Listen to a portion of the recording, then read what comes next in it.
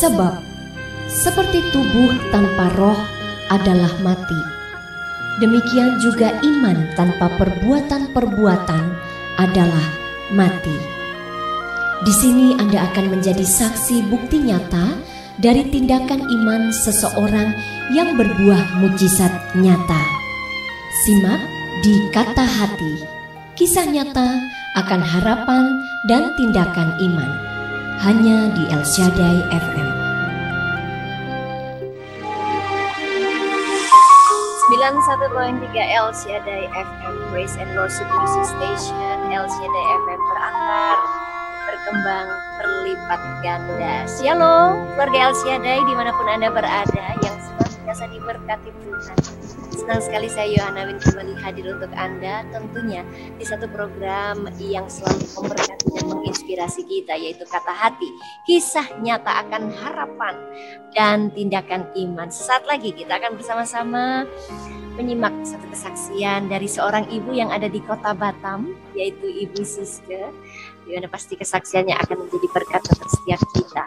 Untuk itu keluarga El Shaddai, apapun yang menjadi pergumulan Anda, tetaplah percaya bahwa kita punya Tuhan Yesus yang sanggup menopang dan menolong setiap kita.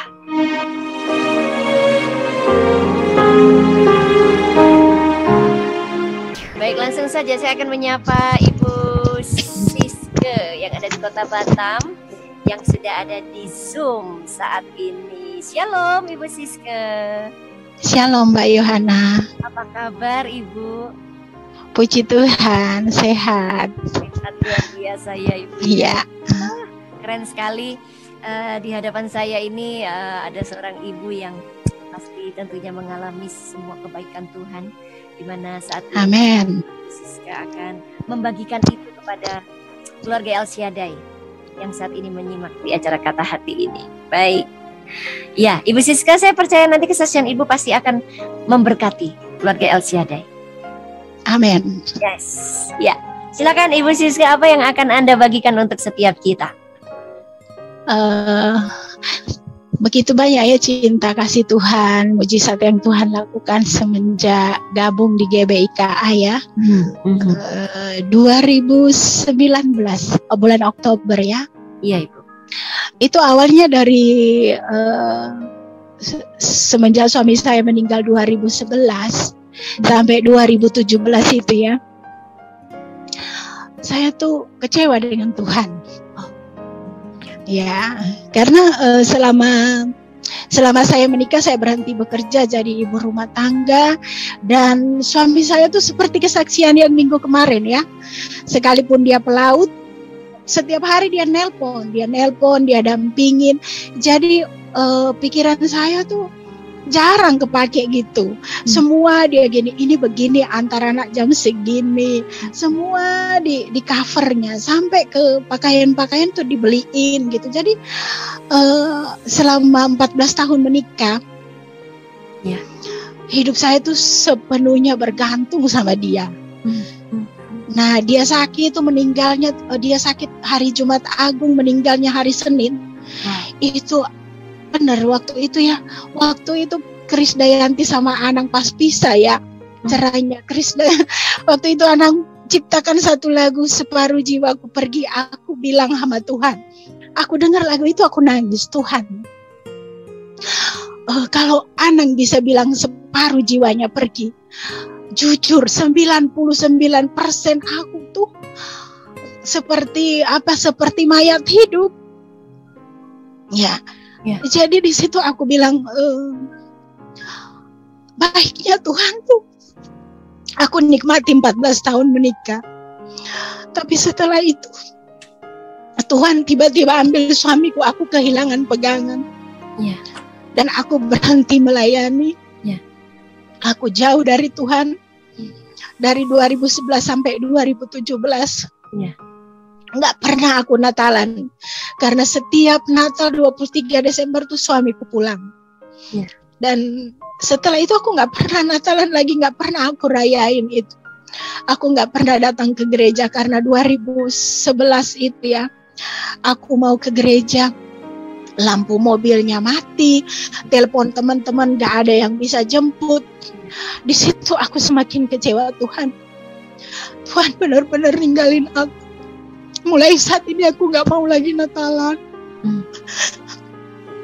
Dan memang benar-benar itu aku lakukan.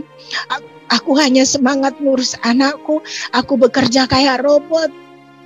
Aku lakukan seperti itu selama bertahun-tahun. Tapi Tuhan gak pernah ninggalin. Tuhan berkati semua pekerjaanku. Setiap pulang ke rumah di situ aku nangis. Karena aku ngerasa seperti suamiku tuh ada gitu. Terkadang aku pergi ke terminal ferry. Aku ingat, oh ya, 8 hari dia kerja, 8 hari dia di rumah. Ini saatnya aku harus jemput. Aku pergi ke terminal ferry sampai kemalaman. Anakku tuh ngomong di mobil, "Mama, kita ngapain di sini? Jemput papa, kan papa udah lama nggak datang, papa udah nggak pulang-pulang." Ya mulai dari situlah Tuhan tuntun terus sampailah Tuhan ingatin aku terus. Tuhan, aku dibuat gelisah gitu. Aku mulailah, aku awalnya ya kami gereja Tiberias. Nah dari situ aku mulai pindah gereja. Aku nyari yang bikin hatiku damai, yang Tuhan itu benar ada. Ya. Aku pindah semua gereja. Aku nggak dapat jawabannya. Akhirnya aku mulai cari khotbah di YouTube. Semua, aku nggak suka pendeta cowok. Aku cari semua pendeta cewek, tapi nggak dapat aku jawabannya. Satu kali aku klik, ini pendeta aku belum pernah lihat. Aku klik Pastor Nita. Nah, waktu itu khotbah Pastor Nita itu belum masuk ke pikiranku. Cuman aku ngelihat kok pendeta ini cantik, tapi sebentar-sebentar ngerapiin rambutnya. Di situ aku ngelihatin apanya yang salah rambutnya ya. Nah dari rambut sebentar dirapi-rapiin, itulah firman Tuhan itu masuk. Firman Tuhan itu masuk. Ketika Pastor kita berdoa terakhir di YouTube itu, benar-benar aku bilang, Tuhan, aku mau balik. Aku mau dengar semua khotbah pastor ini. Dan aku dengar semua. Selama itu aku minta cuti dari kantor. Aku dengerin semua khotbah Pastor Nita. Aku cari semua. Aku ketik situ cara puasa. Aku mau puasa. Muncul ada Pastor Nita ngejelasin puasa. Aku tuh ketakutannya gini, kalau aku mati nanti aku masuk surga enggak? Karena selama ini aku enggak pernah lagi beribadah. Aku cari di situ orang mau masuk surga tuh kayak mana. Setelah itu aku pikir, mendingan aku cari gerejanya. Aku mau ibadah bener-bener. Aku klik, aku cari linknya ya, GBIKA yang muncul Solo. Nah, aku di situ ada daftar online. Aku masuk lagi, aku daftar online. Aku ketemulah dengan Mbak Ruth. Dari Mbak Ruth aku diarahin. Tiba-tiba aku lihat, loh, kok ini kok masuknya ke semua kok online ya, GBI gereja internet. Orang nggak apa-apa lah. Yang penting aku dapat firmannya. Setelah itu Mbak Ruth hubungin aku, Bu Ike, nanti Ibu ikut ibadah konsel ya. Jam berapa Mbak Ruth? Besok jam 2 siang. Itu hari Selasa waktu itu. Besoknya aku di kantor, aku bilang gini, aku mau izin pulang ya. Aku mau ikut ibadah. Semua orang tuh kaget, tumben kamu ibadah berapa tahun kamu nggak pernah bilang. Ya aku mau balik, aku udah capek hidupku seperti ini. Jadi aku pulang tuh aku mandi, aku dandan cantik-cantik, aku pakai sepatu, aku duduk pas jam 2 baru telepon, Bu Ike udah standby. Aku bilang, Mbak Ruth, nggak usah jemput aku datangin aja, di mana kasih alamatnya. Enggak, lewat WA. Aku ketawa, aku begini, ya ampun, aku sampai mandi, aku dandan. Ternyata cuma WA. Online lagi, aku ikutin lagi. Ini kok chatting aja, jadi aku lihatin itu caranya seperti apa, tapi aku ikutin. Aku mulai memang benar Tuhan jamah. Nggak nyampe 1 bulan ada som. Aku tanya Mbak Ruth, itu som apa? Kata Mbak Ruth, oh itu sekolah orientasi melayani. Aku nggak ada pikiran melayani itu apa yang aku mau. Aku mengejar materinya. Aku mau benar-benar belajar siapa Tuhan Yesus itu. Aku mau hidupku nggak bergantung sama suami lagi. Aku mau bergantung sama Tuhan. Nah, dari situ di Zoom aku masuk. Aku lihat pelajarannya itu menarik banget. Setiap hari aku selesaikan satu bab. Setelah itu aku tanya, Mbak Ruth, ada ini ditulis di gereja internet, RE, apa itu RE? Dijelasin, itu retreat encounter. Ibu masuk aja, sepotong aja bilangnya gitu. Aku daftar, aku pergi, aku bayarin, aku ikut di situlah aku mengalami jamahan Tuhan luar biasa. Wow. Semua tuh Tuhan tuh ternyata aku punya luka batin yang dalam. Karena apa? Karena aku lahir prematur tahun 69, lahir prematur tuh seperti apa ya, di vakum. Jadi aku 3 bulan di situ dirawat di rumah sakit. Aku keluar dari rumah sakit, mamiku udah mulai ngajar karena orang tua aku dua-duanya guru ya. Nah, dia udah mengajar, aku dikasih ke kakaknya yang nggak menikah. Dikasih ke kakaknya, aku dirawat, kakaknya diperlakukan seperti anaknya. Jadi aku kadang nanya, Ma, aku nggak punya papa ya kayak adikku 2 itu ya, kayak Bert sama Nana, mereka kok punya papa, kok aku enggak, katanya.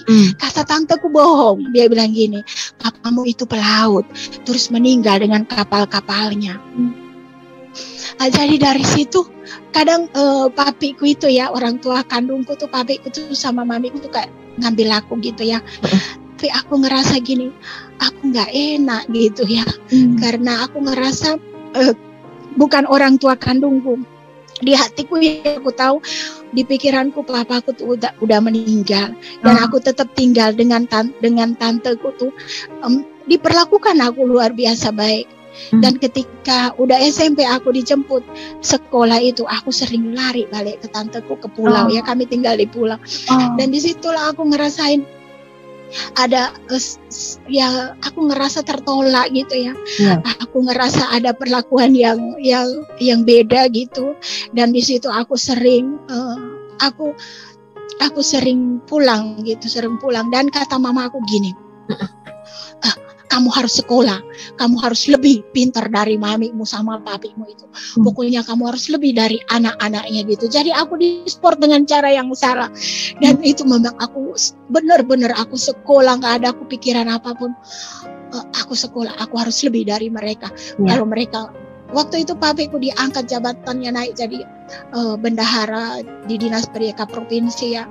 Jadi ada mobil, ya puji Tuhan, kehidupan keluarga itu diberkati Tuhan. Aku bilang, kalau papi punya mobil 1, aku harus punya mobil 2. Pokoknya aku berusaha, itu yang jadi semangatku. Aku sekolah, tapi dari SMP itu ada tetangga dia yang ikut pelayanan ya. Dari Kak Cili itulah aku lahir baru pertama, aku dilayani. Aku terima Tuhan Yesus dan aku ikut persekutuan. Jadi semenjak itu aku udah tahu Tuhan. Tapi ketika aku menikah, aku dapat kasih sayang suami yang lebih, dan dia buat aku bergantung. Ya disitulah awal aku ngerasa itulah awalnya benar aku beribadat, tapi hidup nggak sepenuhnya untuk bergantung sama Tuhan. Dan dari 2019 itu, semenjak aku ikut SOM, aku RE, aku dilayani sungguh-sungguh. Waktu pelepasan itu benar-benar aku mengalami kelepasan yang luar biasa. Aku lepas dari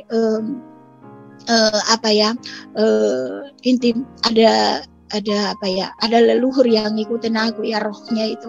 Jadi ketika aku marah, aku bisa mukul orang itu sampai masuk rumah sakit. Nah, seperti itu. Jadi itu semua terlepas, semua ikatan dengan kuasa kegelapan itu lepas. Dan dalam berapa bulan lagi, tiba-tiba ya di bulan Oktober pas aku 1 tahun jadi anggota konselnya baru. sorenya jam 4 aku loh kok ada bertambah tiga grup gitu. Ini grup apa lagi yang aku masuk? Aku tengok, ternyata di situ ada presensi, ada juga grup KKS, terus ada satu grup, ada grup ada grup komsel. Kok aku jadi KKS ya? Aku kan nggak telepon baru. Aku kan bukan mau jadi KKS. Aku cuma mau belajar. Kata baru gini, belajarlah di situ lebih lagi. Jadi aku terima. Di situ aku bilang, Tuhan, kalau Tuhan mau pakai aku melayani, kasih aku satu rema. Tuhan bilang, waktu aku berdoa, Tuhan cuma bilang gini, taat, nggak perlu tanya. Iya. Jadi mulailah aku melayani itu nggak pakai nanya-nanya. Setiap Mbak Ruth bilang, Bu Ike harus begini. Aku ya. Setiap itu ada itu aku dengar firman. Nggak pernah aku cari-cari. Aku ya. Semua aku lakukan dengan aku taat. Aku lakukan nggak pakai tanya. Sampai aku udah anggota komselku 4. Wow. Di situ ada KKS-ku kan. Ada satu KKS di atasku tuh keluar lah. Left dia dari grup komselku. 2 anak selku ikut left.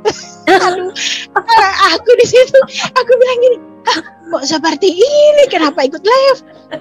Aku japri, aku diblokir. Aku diblokir. Aku bilang sama baru 2 orang keluar. Udah aku follow up 2 orang. Yang satu ini udah sampai aku bilang, Ibu, Bapak, maaf ini dengan siapa ya? Gak ada disebutin namanya. Pas di bulan Desember, satu orang ini ngomong gini sama aku. Tahu aku di luar kota ya, jangan dulu dihubungin, nanti aku hubungin. Disebutin namanya, aku dalam hatiku, Tuhan, ini kok seperti ini ya melayani Tuhan. Tapi pas di bulan Novembernya itu, aku lihat 2 orang live. Aku dengar khotbahnya Pastor Joe. Dan Pastor Joe ngomong kan, jangkau jiwa, jala jiwa. Cara jala jiwanya bagaimana? Jala jiwanya bagaimana? Terus Pastor Joe bilang, aku dengar lagi khotbahnya itu. Tuhan akan berikan ide-ide yang kreatif. Yes. Aku tangkap ide kreatif itu. Aku doa. Aku nangis sama Tuhan. Tuhan, dari awal aku nggak mau jadi KKS. Tapi tiba-tiba aku udah jadi ketua komsel. Nah, kalau di situ dibilangin katanya KKS itu adalah gembala di grup komselnya. Iya. Tapi aku tahu Tuhan, Engkaulah gembala yang agung. Aku nggak mau jadi gembala. Aku mau jadi tongkat di tanganmu. Karena ketika tongkat itu ada di tanganmu, aku percaya Engkau akan menggerakkan tongkatmu untuk menarik semua domba-dombamu. Amin. Bawa mereka Tuhan ke grup komselku. Kasih aku ide yang kreatif. Nah, aku punya akun FB dan itu aku jarang buka. Aku buka katanya kan Pastor Joe itu punya JSM. Aku carilah akunnya. Nah, aku buka pas Pastor Joe itu lagi live. Pastor Joe lagi live. Aku dengerin benar-benar. Aku bilang, Tuhan, mana ide kreatif itu? Aku mau jangkau jiwa. Mana Tuhan ide kreatif itu? Seperti ada suara di telinga bilang gini, kamu inbox orang-orang yang komen di Facebook itu. Satu-satu aku komen, aku bilang, ya karena aku marketing ya. Jadi untuk follow up komunikasi itu lebih bagus lah. Ada jadi aku mulai japrik satu-satu. Aku bilang, halo, selamat siang. Kalau pas siangnya aku bilang, Ibu, maaf tadi saya Siske, kenalkan saya dari gereja GBIKA. Tadi saya lihat Ibu ada komen di JSM Pastor Joe. Kalau Ibu mau kenal GBIKA lebih dalam lagi, saya bisa bantu Ibu. Ada beberapa orang yang respon dan mulai aku perkenalkan. Aku tanya Barut itu komsel apa, kata Barut, kamu kan udah ikut apa itu ikut cari lagi, aku buka lagi semua. Mulai aku lihat, aku bikin garis besarnya. Nah, jadi aku ada data, oh iya, aku harus jelaskan ini. Oh, rema seperti ini. Semua aku bikin kisi-kisinya. Jadi ketika aku hubungin, aku minta dulu semua nomor WA-nya. Belum aku gabungkan, aku follow up, aku jelasin dulu. Oh iya, di sini. Padahal di grup komsel itu kan kita cuma ibadah komsel. Aku bilang gini, Tuhan kasih aku lebih kreatif lagi. Apalagi yang harus aku buat di grup komselku. Ya. Dan aku jelasin, di grup komsel itu nanti kita belajar. Kalau kita belum tahu berdoa setiap pagi dan malam, di situ kita mau belajar berdoa. Ya. Jadi di grup komselku tuh ada doa pagi, ada doa malamnya. Luar biasa. Mulai dari situ kan ada pas di GI itu ada bilang, oh kita akan doa puasa. Mulai dari situ aku bilang lagi, nanti setiap Sabtu kita berdoa, kita berpuasa, kita belajar bagaimana merendahkan diri di hadapan Tuhan, supaya Tuhan tuntun kita lebih lagi. Mulai dari situ komselku tuh setiap Sabtu ada doa puasa sekalipun gak ada jadwal. Nah, dari situ aku ngajarin mereka rema itu apa, berdoa itu seperti apa. Nggak usah takut berdoa, nggak usah salah, karena aku juga KKS yang sama seperti kalian, sama-sama kita belajar. Dan dari situ mulailah bulan berapa itu, bulan Maret anggota komselku tuh udah ada 17 orang. Wow, luar biasa. Nah, 17 orang. Mulai aku benar-benar pasang lutut di hadapan Tuhan. Ternyata mereka kebanyakan janda seperti aku. Ya, aku bilang Tuhan, dan kebanyakan jandanya yang seperti, ada yang janda meninggal, ada janda digantung, ada janda yang cerai, ya, dan problemanya macam-macam. Mulai dari situ aku berdoa, dan Tuhan bawa aku tuntun mereka. Tuntun mereka, dan sampai saat ini puji Tuhan, Tuhan kasih aku satu rema waktu itu. Tuhan, ini udah 2021, aku minta rema baru darimu, jangan cuma taat saja, aku mau Tuhan bawa lebih. Tuhan bilang gini, tahun ini komselmu aku kasih rema, komselmu itu bengkel. Oh, bengkel Tuhan. Jadi kalau bengkel seperti apa? Kamu montirnya. Aku akan gerakan kamu, karena kamu selalu bilang kamu itu tongkat di tanganku. Jadi mulailah Tuhan ajarin aku untuk mereka. Dan Tuhan bilang tahun ini 2021 kalian akan ditampi. Benar-benar memang ternyata di dalam komselku ada 2 orang cenayang yang masuk, ada paranormal. Wow. Dan satu bertobat, satunya keluar dengan banyak fitnah. Itu laporan ke Mbak Ruth macam-macam. Tapi ya puji Tuhan, Mbak Ruth itu selalu dengan Bu Tinar pantau grupku, dan mereka tahu nggak ada aku melenceng dari apa yang diajarkan. Dan di dalam komselku, aku tahu ternyata bukan cuman janda, ada dua juga yang lesbian, LGBT. Dari situ Tuhan pakai lebih lagi aku. Tuhan, bagaimana aku kalau mereka cerita, aku termuntah-muntah di kamar mandi Tuhan. Tapi Tuhan bilang, itulah kenapa aku bilang itu bengkel. Kamu harus bersedia. Aku pakai. Dan sampailah bulan Oktober kemarin, Tuhan bilang gini, Tuhan kasih rema sama aku lagi. Tahun depan komselmu jadi lumbung. Yes, amin. Ya, mulai dari situ Tuhan bilang, aku bawa teman-teman komselku ini. Jadi dari semua kami 17 orang itu, ada 11 orang yang tamat sekolah doa. Wow. Dan bulan Desember sampai Oktober kemarin aku punya 3 KKS. Wow, keren.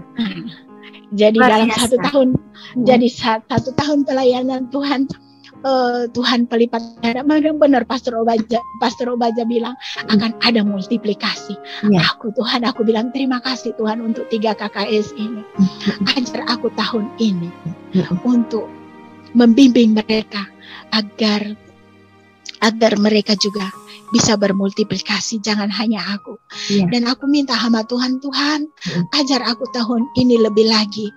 Aku mau Tuhan pakai luar biasa. Akhirnya Tuhan bilang gini, bentuk Desember tuh Tuhan bilang Januari bentuk satu tim doa, karena kalian udah punya 11 pendoa. Dari 11 itu 8 orang yang bersedia.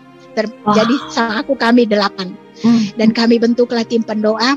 Aku tanya Tuhan, aku kasih nama apa? Tuhan bilang gini, nama baptismu Abigail. Kasih nama Abigail. Tapi aku nggak ngerti Abigail itu apa. Nah, dan aku cari, ternyata Abigail itu seorang perempuan yang sederhana, dan dia mau menutupi setiap kesalahan suaminya waktu itu ya. Nah, dia mau berdiri untuk orang lain. Aku bilang, oke Tuhan, nama tim pendoa kami Abigail. Namakan Abigail. Iya, aku bilang Tuhan kasih rema buat kami supaya ketika kami tim pendoa ini, gak semua orang punya iman yang sama. Tuhan harus beri satu rema. Aku berdoa, akhirnya Tuhan kasih 2 tawarik, berapa itu ya? Tuhan ngasih, karena aku nggak bisa bahasa Inggris. Setiap Tuhan tolong aku, selalu dikasihnya tuh bahasa Inggris. The battle is the Lord. Nah, jadi Tuhan bilang, dahsyat, kata yang bisa bahasa, dahsyat Bu Ike, kalau the battle is the Lord, Tuhan yang berperang bagi kita. Ya, benar. Dan ketika kami mulai berdoa, banyak betul sampai bulan ini ya, banyak betul mujizat terjadi, banyak betul doa-doa yang masuk dari luar itu yang kami gumulkan di dalam komsel. Dan hampir semua ya, ada beberapa orang aja yang karena kesibukan dan sakit ya, mereka nggak ikut puasa, tapi hampir lebih dari setengah yang ambil bagian puasa bulan ini, puasa 21 hari.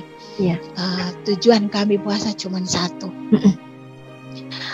Kami mau dukung pelayanan GBIKA. Kami mau berdoa untuk supaya kami yang GI punya gereja di tiap-tiap daerah. Itu satu. Yang kedua, kami berdoa untuk 1 juta jiwa. Tuhan menangkan. Untuk sampai bulan ini begitu, Mbak Johanna.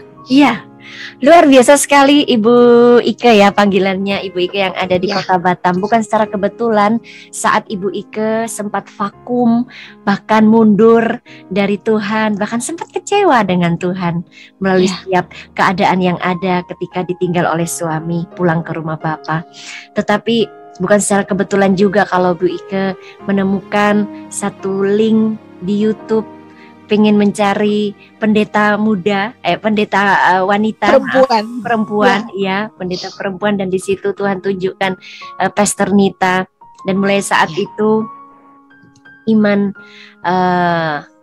Ibu Ike kembali bertumbuh dan memiliki kerinduan untuk selalu dekat kepada Tuhan. Saya salut dengan setiap apa yang dilakukan oleh Ibu Ike. Jadi ketika Ibu Ike itu menyerahkan seluruh hidup Ibu Ike kepada Tuhan, ya ini aku Tuhan, aku mau Engkau bentuk. Dan apa yang dikatakan oleh KKS Ibu Ike, Mbak Ruth itu ya, itu diikutin aja. Padahal sebenarnya sama sekali mungkin belum tahu atau belum paham. Misalnya mau ikut som itu apa? Pokoknya ikut aja. Begitu ya Ibu Ike ya. Tetapi dari situ Ibu Ike semakin dibentuk.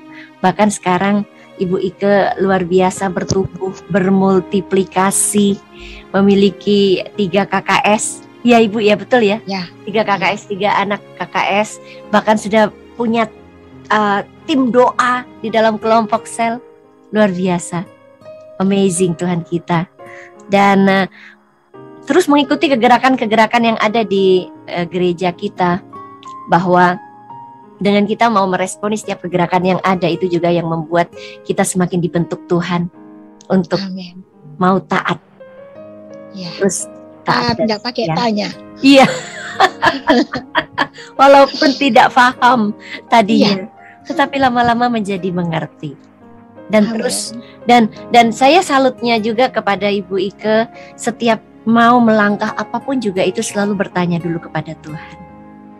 Berkomunikasi dulu kepada Tuhan. Dan itu yang paling penting. Karena ada tuntunan Tuhan yang selalu mengikuti setiap langkah daripada Ibu Ike. Betul ya Ibu Ike? Itu yang membuat kita semakin disadarkan, semakin diingatkan bahwa setiap apapun yang akan kita lakukan, baik itu keputusan atau tindakan, apapun kita perlu bertanya dulu kepada Tuhan. Ya, luar biasa. Keluarga El Shaddai, tetaplah ada di Kata Hati, karena sesaat lagi kita akan kembali di acara Kata Hati ini. Baik, Ibu Ika, sebelum kita berpisah ini, karena waktu kita sangat terbatas. Ya, pesan apa yang akan Ibu sampaikan untuk pendengar, untuk keluarga El Shaddai dimanapun berada? Silakan Ibu Ika.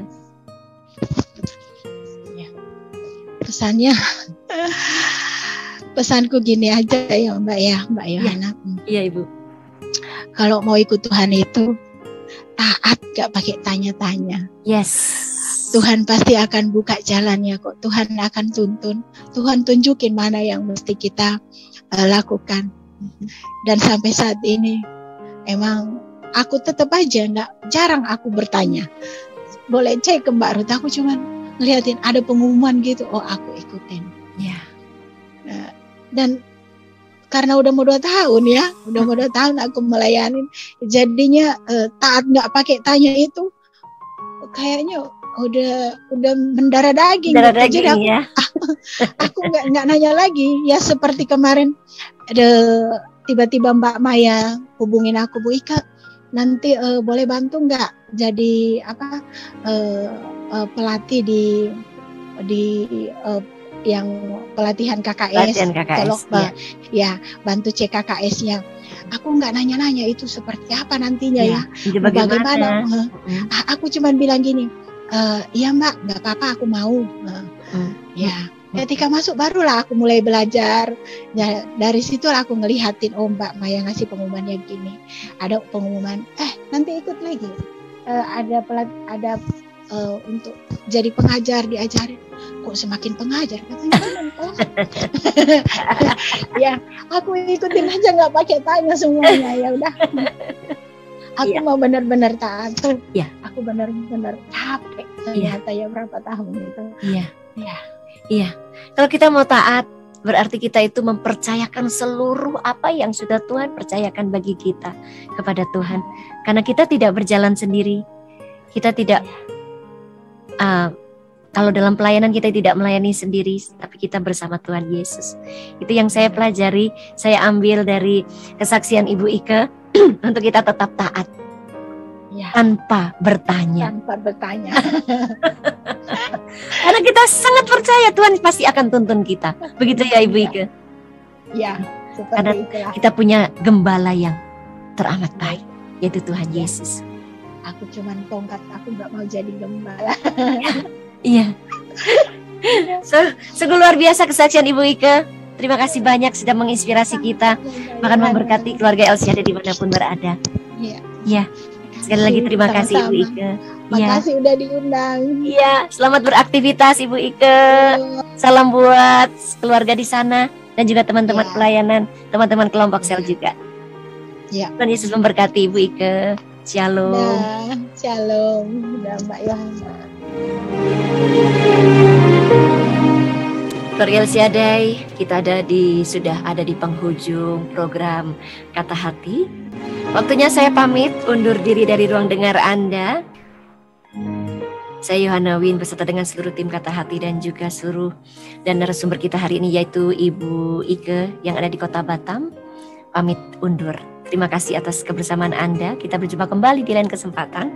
Tetap di program yang sama yaitu Kata Hati, kisah nyata akan harapan dan tindakan iman. Tetap bersemangat, tetap bersukacita dalam Tuhan dan tetaplah mengucap syukur dalam segala hal. Shalom, Tuhan Yesus memberkati.